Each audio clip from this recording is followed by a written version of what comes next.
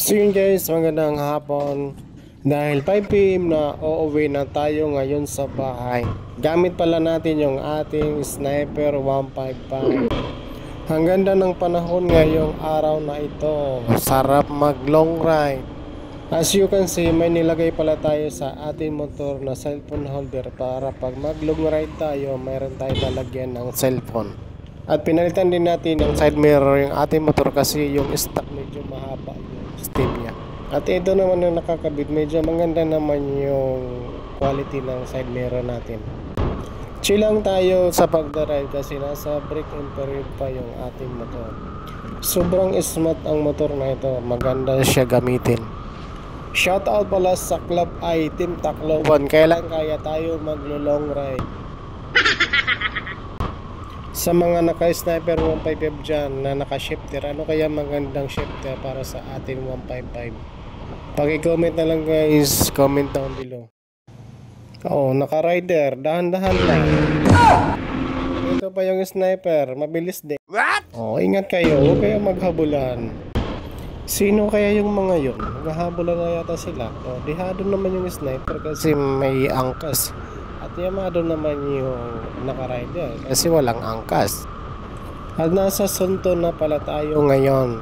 Medyo matagal-tagal din ako dito tumira dito sa Sonto. Nasa 20 years yata ako nakatira dito. NANI?!